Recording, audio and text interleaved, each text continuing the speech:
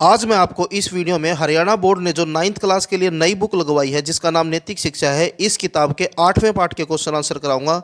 पहले 7 पाठों के क्वेश्चन आंसर मैं पहले ही करवा चुका हूं। अगर आपने वो वीडियो नहीं देखी है तो लिंक डिस्क्रिप्शन में दिया गया है, वहां से आप 7 पाठों की वीडियोज़ को देख सकते हैं। इस बुक की तैयारी करना ज़रूरी है क्योंकि जब आपके फाइनल एग्जाम होंगे तो उसमें हिंदी के क्वेश्चन पेपर में इस बुक से क्वेश्चन आएंगे। वीडियो अच्छी लगी तो लाइक करें, चैनल को सब्सक्राइब करके ऑल के बटन के ऊपर क्लिक कर लें ताकि जब भी नेक्स्ट चैप्टर की वीडियो अपलोड हो तो उसका नोटिफिकेशन आपको मिल जाए। अब पहला क्वेश्चन देखते हैं।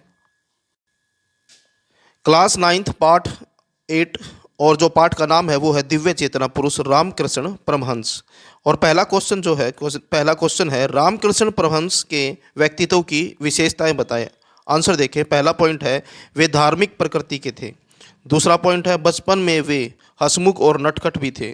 तीसरा है उनमें नारी सुलभ माधुर्य व भावुकता थी।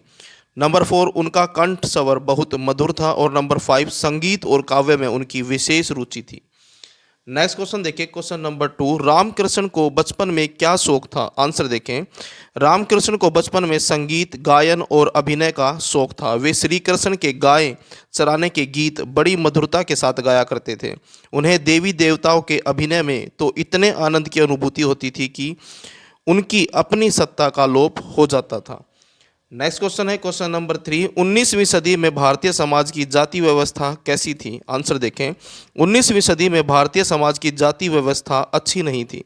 जाति के आधार पर मनुष्य को छोटा बड़ा छूत अछूत समझा जाता था। शूद्रों को हे दृष्टि से देखा जाता था, यानी कि हीन समझा जाता था। उन दिनों किसी ब्राह्मण का शूद्र से दान लेना असंभव सा था। ऐसा कृत्य उन्हें समाज से बहिष्कृत करा सकता था। नेक्स्ट क्वेश्चन है क्वेश्चन नंबर 4 रामकृष्ण ने तंत्रिका साधन की शिक्षा किससे प्राप्त की। आंसर देखें। रामकृष्ण ने तंत्रिका साधना की शिक्षा भैरवी नामक एक सन्यासिनी से प्राप्त की। उस सन्यासिनी को वे अपनी माता तथा शिक्षिका दोनों मानते थे।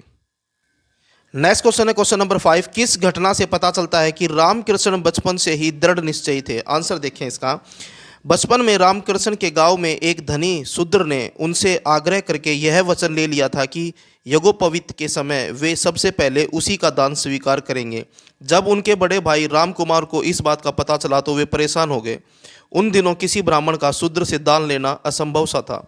अतः उन्होंने रामकृष्ण को समझाया, परंतु वे अपने वचन से टलने को तैयार नहीं हुए और अपनी प्रतिज्ञा पूरी करते हुए उन्होंने उसी धनी शूद्र से पहला दान स्वीकार किया। इस घटना से पता चलता है कि रामकृष्ण बचपन से ही दृढ़ निश्चयी थे।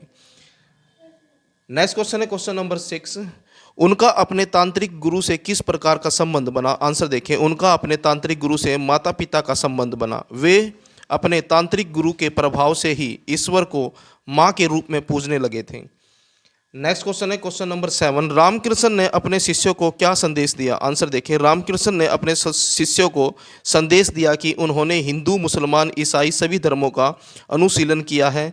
उन्होंने देखा है कि उसी एक भगवान की तरफ सबके कदम बढ़ रहे हैं, यद्यपि उनके पथ अलग अलग हैं। नेक्स्ट क्वेश्चन है क्वेश्चन नंबर 8 विभिन्न संप्रदायों के प्रति उनके विचार किस प्रकार के थे। आंसर देखें। विभिन्न संप्रदायों के प्रति रामकृष्ण के विचार समरसतापूर्ण, यानी कि सभी समान रूप से थे। वे इस्लाम तथा ईसा दोनों की साधना कर सकते थे। उन्होंने हिंदुओं के धार्मिक ग्रंथों का भी अध्ययन किया ही था, कुरान और बाइबल भी पढ़ी थी। जैन तीर्थकारों व सिख गुरुओं के प्रति भी उनके मन में श्रद्धाभाव था। नेक्स्ट क्वेश्चन है क्वेश्चन नंबर 9 वेदांत ज्ञान प्राप्त कर उनकी समझ किस प्रकार विकसित हुई। आंसर देखें। सन 1864 ईस्वी में एक वेदांतिक पंडित व साधक तोतापुरी ने उनको वेदांत की शिक्षा दी थी। वेदांत की शिक्षा पाकर उन्हें समझ आ गया था कि जिस प्रकार दूध और उसकी छवलता, हीरा और उसकी चमक अथवा सर्प और उसकी वक्रता का एक से एक के बिना दूसरे का विचार ही असंभव है, इसी प्रकार साकार और निराकार एक ही सत्ता है, माँ और ब्रह्म दोनों एक ही हैं। नेक्स्ट क्वेश्चन है क्वेश्चन नंबर 10 शिकागो की धर्म संसद से पूर्व भारत के धर्म दर्शन और संस्कृति के बारे में यूरोप वासियों के क्या विचार थे। आंसर देखें। शिकागो की धर्म संसद से पूर्व भारत के धर्म दर्शन व संस्कृति के बारे में यूरोप वासियों के मन में अनेक पूर्वाग्रह थे।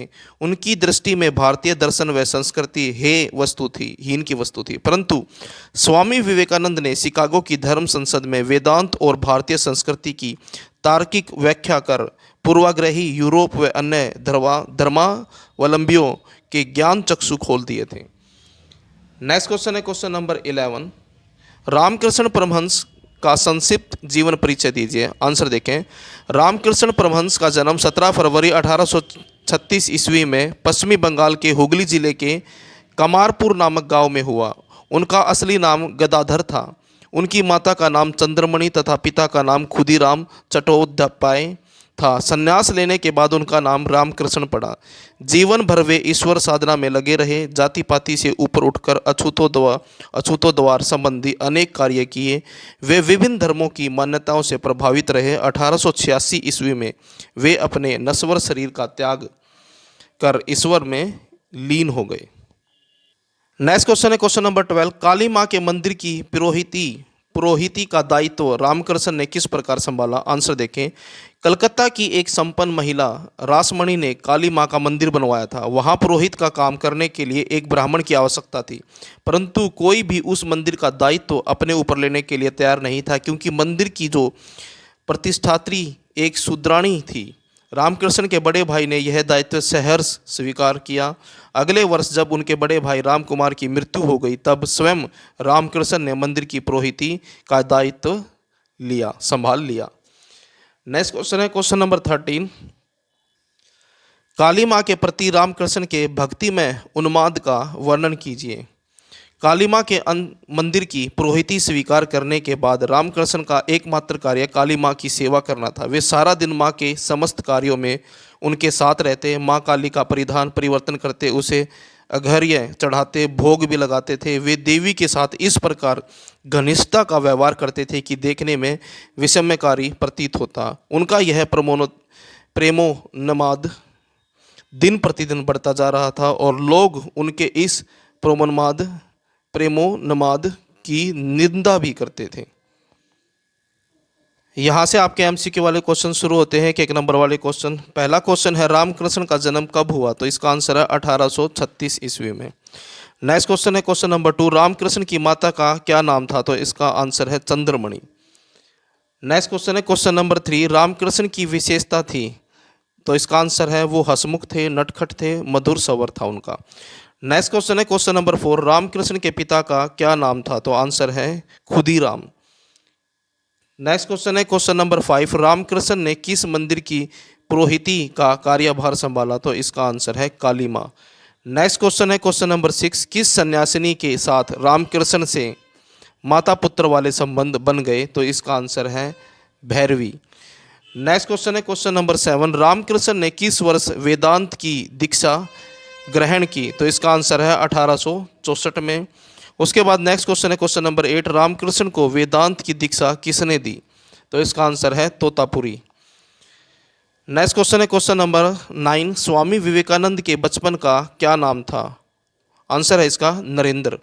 नेक्स्ट क्वेश्चन है क्वेश्चन नंबर 10। रामकृष्ण का निधन किस वर्ष हुआ, तो इसका आंसर है 1886 में।